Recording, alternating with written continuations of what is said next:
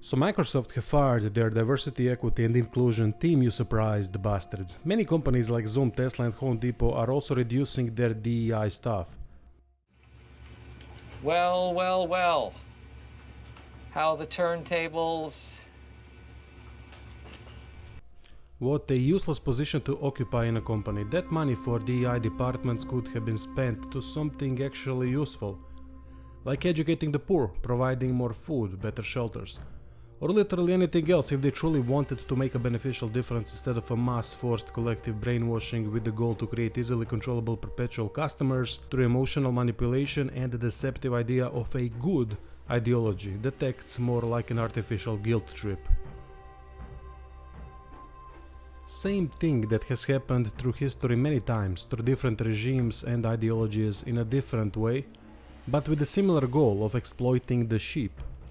Ignore history and it's gonna be repeated as many times as necessary until people learn. Does these firings mean something positive or is it a fake out? Companies go where the money is. I think we are all aware of that by now. Any sort of benevolence stops as soon as it is not profitable, even though, as mentioned earlier, DEI is anything but benevolent. Former UK business secretary said that DEI divides more than it unifies, which is true. Unfortunately, most of the companies reducing DEI staff, if not every single one, remain on the same DEI path, just with less people in the DEI department, so not much has truly changed. Just useless hirings that have nothing to do with the product of the company, made redundant after the companies have shown benevolent initiative to hire many DEI workers when that ideology was at its peak to show to the customers of the world how they care. DEI departments have now completed their service of promoting these benevolent companies through the most fake and pointless ideological era I have experienced so far, with the goal of connecting customers to companies through emotions by preaching, lecturing and creating guilt that has no realistic basis, instead of creating uber quality products that customers would love. Now that companies have realized DEI departments have outlived their usefulness, they are ditching them because the ideology hype has cooled down. Maybe getting new customers through political propaganda instead of an upgraded quality product is just a cheaper way to go about it.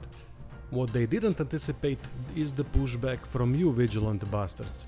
The pushback was a joy to watch at times. People did show that they will not be guilt-tripped for some idiotic notions and that the products they consume should be left alone.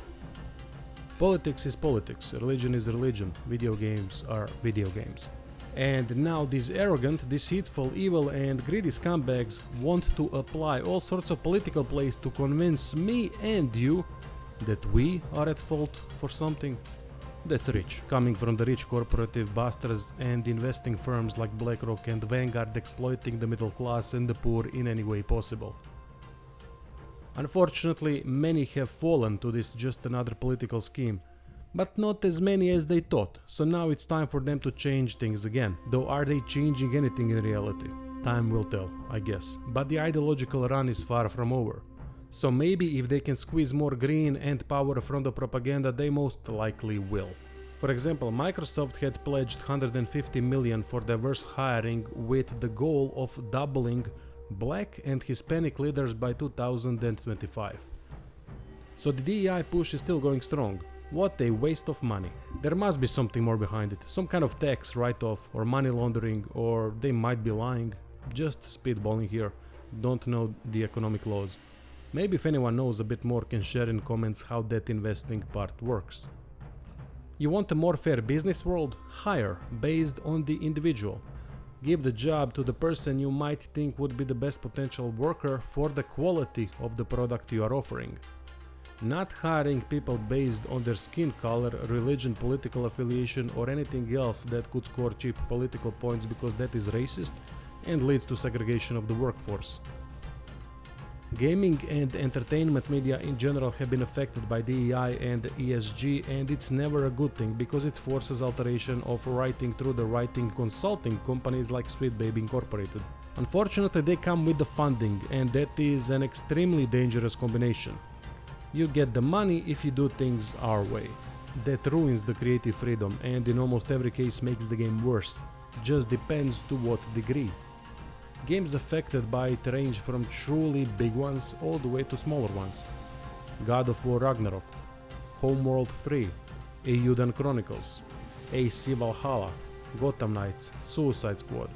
Sometimes it is a matter of censorship, other times it leads to plot changes to satisfy woke demands, character changes, introduction of sex orientation for main characters, which I could care less for in a video game, unless I'm playing some kind of a porn manager game, next to many small and big alterations. Video games are a work of art, and forcefully altering art is a dangerous totalitarianistic method. Yes, even games like FIFA are considered art, just not good art. Can we hope that big companies like Microsoft won't be insisting on such things anymore and leave their games be? Unfortunately, no. BlackRock holds a lot of these companies by the balls, and the only way woke push ends is if they decide so. That means disbanding Sweet Baby and similar studios. The only way for them to be even considering it would be to hurt their wallet, because in the end it's all about the money. Gotta hand it to them, it's a brilliant diabolical strategy for easy mass control. Involve politics into everything, and if someone is against it, they are automatically an enemy because the brainwashed masses are being emotionally controlled through the tired old "we are the good ones" propaganda. It always works, it seems, but a push against it has been brilliant also. On one side we have sheep on the medieval times level, and on the other side we have more and more people capable of seeing through the veil. The more they push, the more people are gonna wake up eventually. Anyway, a bit of rambling for a change. Got also reactions to stuff on Patreon and Subscribestar if you're interested in that, links are in the description.